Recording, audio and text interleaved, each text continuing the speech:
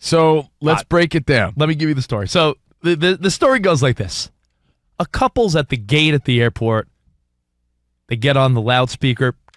Boom, boom. Well, that would be on the plane, but I'll give you that anyway. We're boarding zone 1. Zone 1, line up. We're about to begin the boarding process. Right when they're about to begin the boarding process, this guy's wife says, you know what? I'm going to go run and get Starbucks real quick. And he says something sensible like, honey, you know what? We're boarding the plane. Maybe we shouldn't, They got coffee on the plane. Maybe the line's too long on Starbucks. No, it's going to be fine. She's going to say something like that, I'm sure. Exactly. So, as the story goes, the wife then says, nah, I'm going to go get Starbucks, which we all want to do at the airport, but a lot of times, rational thinking will lead you to, I just don't think I got the time. How many times do you see a 25-person deep line and you're like, I really would have loved an iced coffee because I'm tired as hell? I feel like airport Starbucks move even slower because you got people trying to buy last-minute mugs like Danny G did at the airport in Nashville, right? Like, do you have a Nashville mug? And they're just wasting time. Most people are trying to kill time at the airport, so everybody's moving a little slower. You're paying extra money for a coffee. This guy's like, come on, we're about to board a plane, and she's dilly-dallying. Come on, make that coffee to go. Let's go. I don't know. I feel like this is a classic. Again, maybe I'm being biased. Maybe I'm being chauvinistic here, but I feel like this is the typical case of. You gonna say typical woman? No, not typical. No. Wait, like you might as well use the word broad. The woman that refused to give her husband credit that maybe he was right here. So this story that's, like I said, a debate on social media. They're about to board. We're boarding zone 1. I'm going to go get Starbucks. She goes to get Starbucks. He's like, well, I'm going to go put our bags in the overhead bins. I'm going to get on the plane. Hurry back. Turns out, he's like, where are you? She's like, I'm coming. I'm in line. I'm getting it now. I'll be right there.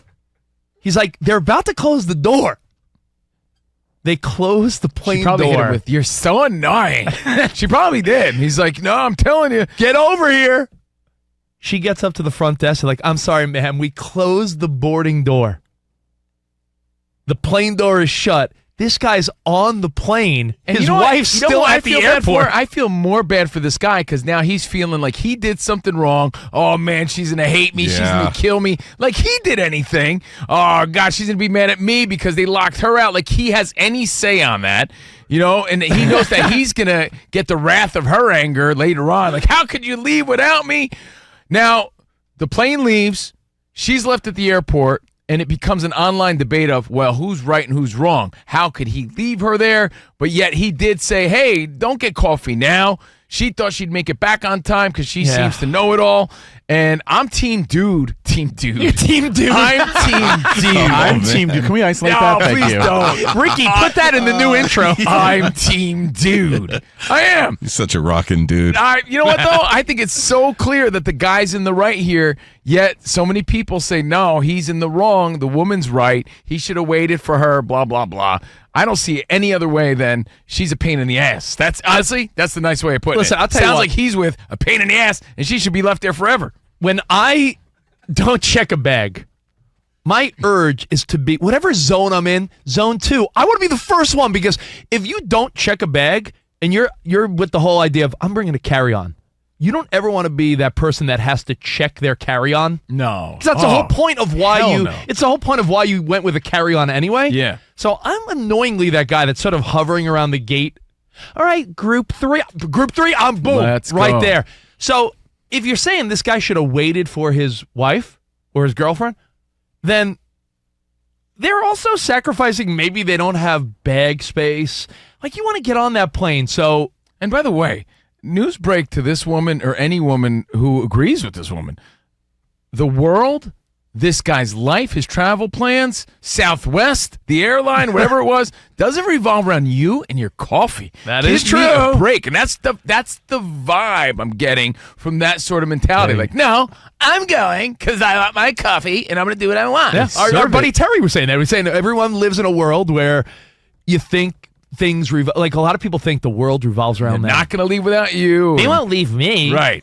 Yeah. Actually, I think this story is a great lesson So is there any other way in the world? I think we made a good case that the dude's in the right here. Yeah. Is there any way in the world that you agree or see the side of the woman on this flight? And by the way, this has nothing to do with man-woman. If it was the man that went to get coffee and this happened, I would say that guy is still in the wrong. That person is still in the wrong. It just so happens that it was a woman in this story.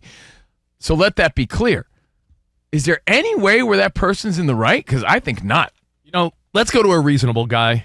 Iowa Sam, can you... Oh. I was going to say, no, you're not the reasonable guy. Can you put up Dan Byer's microphone? Honestly, I was so excited you were coming to me because I was about to say something. No, not you, Spot. Not Iowa Sam. But you guys will have your chance. But Dan Byer, you're a reasonable man.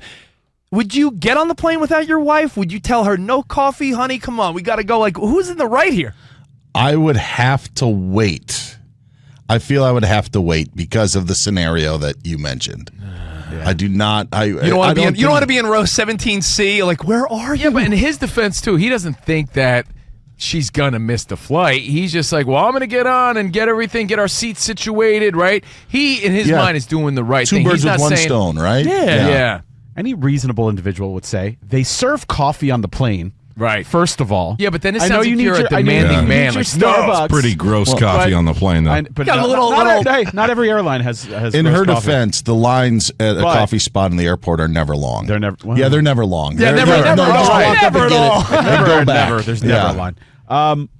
I would wait because, and I don't want to sound chauvinist, but in my relationship specifically, I happen to be the one that like books all the travel, handles any sort of like technical issues. Were you about to say in your relationship you're the smarter one? No, I handle these things online. So He's probably the travel agent. I would have booked the tickets for us. So for her to have to figure out how to rebook or get on the next flight while I'm mid-flight and inaccessible would be a nightmare. So I'd rather just stay and deal with it for both of us than have to deal with it remotely for her. Guys, a similar situation did happen to me last summer with my wife and our son, who wasn't even, or he was too at the time. We were driving to the airport. We were in Chicago, and we had a car to return. And with a 2-year-old with the stroller and everything, I thought it would be easier to drop them off at the airport. I would have done the same. I'll go return the car. Yeah. It cost us more time, and we almost missed our flight. I would have, now looking back on it, that's why I'm like, just stay in one unit. Because if you miss it together. If you make it, you make it together. Imagine Dan Byer is like, come on, Hertz, come on, Avis. Like, you're trying to return the car. Your wife's like, where are you? Hey, I was thinking of that, Cove, with a little kid. Like, never separate the troops. Can't imagine my wife with our little 7-month-old and I'm separated. And, Yeah, but how about, like, why is her coffee such a priority? Shouldn't be getting the troops on the plane the priority? Yeah. Shouldn't getting the little kid situated, making sure he's all nuzzled in right the priority? Well, that's the legal crack in America is caffeine. Well, too effing bad. And what happens is a guy's caught between the rock and a hard place of wanting to sound responsible and wanting to sound like a jerk. Because if he says, no, honey, I say no to the coffee, he looks like a demanding a-hole. Right? Yeah. And you don't want to be that guy either. So he's like, all right, fine, get your coffee. And now he still looks like an a-hole. This is a no-win situation for this guy. Rich, you read a lot of the feedback in the comments because, again, it was like 50-50. What were the people defending the woman saying about it? What type of man? Oh, see? They go right for the manhood. Right for the manhood, man. Every time. Anytime you're in the wrong or like you really mess up, a woman's going to criticize the money you make, your manhood, blah, blah, blah, blah, blah, and how much you're packing. They always hit you where it hurts. Well, let me tell you this. Before we get to Russell Wilson and Justin Fields and Shaq and A-Rod's in the news, we got a lot to get to today. I actually have a sports story to tie this together. Perfect. If you have any stories where it's arguable, did you mess up? Yeah. Any story where you may have messed up. I mean, man, I have tons of them. That's why I'm divorced.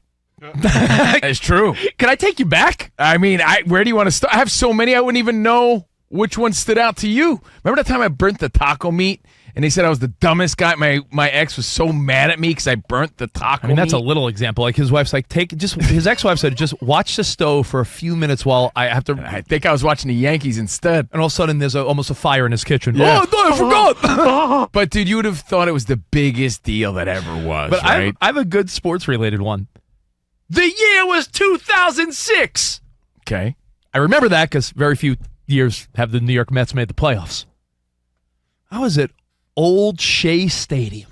Sorry to hear that. Terrible place. It was my home, all right? Throwback to like 1969. Yeah. I'm at Shea Stadium. This is like the David Wright, Jose Reyes. You know that team. It's a fun squad. Yeah. Cliff Floyd, Carlos Delgado. That was a fun team, right? I'm at Shea Stadium for a playoff game. Now, we all know playoff games start, a little later. It's not the 7:05 East Coast start time. It's usually like 8 o'clock East Coast. And what do? National anthem, bring out the big flag, all the nice little hoopla they do. You know what else they do? Every inning's a little slower because of commercials. They paint the grass with the red, white, and blue. They put the playoffs, the banners, logo, and the banners up. Yeah, it's a special event. My girlfriend at the time, was like, I'll meet you there. Inside the stadium or outside the stadium? I meet her at Shea Stadium. Yeah. We go into the game. She drops this little nugget on me. And keep in mind, the 06, I'm a young man. I'm in my early 20s. I'm at a playoff game. I probably paid good money for these seats. And my team's in it. Think of that. I'm a kid who got the 86 Mets as a child. Besides that, nothing. Right. She's like, just so you know, I parked in a parking garage in Manhattan that closes at 11, so we need to be back in the city by. I'm like, hold on. I was like, hold on. Oh no. I was like, you think we're leaving this game? Hold up is right. I said, we're not leaving this game. They were playing, Danny, I remember, they were playing the Dodgers in the NLDS, I believe, or NLCS in 06. But I parked in the garage closet. But the garage will close and my car will be stuck there until tomorrow. I go, well, that's what's going to have to happen. We'll take a cab. I got it. I'll pay for everything as always. But we're not leaving this game. Can't do it. She's like, but I need my car tomorrow. I'm like, we'll go early. We'll go first thing in the morning to go get your car. Oh, go ahead. Tell. You know what this is reminding me of, though? In the movie Goodfellas, where the girl won't get on the plane because she doesn't have her lucky hat. And Henry Hill's like, I don't care about your lucky hat. You're getting on the plane. She's like, I won't get on the plane unless I have my hat. And you know what? Again, has nothing to do with gender here. It has to do with annoying people, bro. Yeah. Well, now, turns out, this game is moving along slow. And the reality is, it's a close game. This is like a tie game, one-run game, 7th, 8th inning. I'm like, I'm sorry. I love you. But you know how much this means to me. We're not leaving. She's like, you might not be leaving. Oh, no. She leaves Shea Stadium by herself.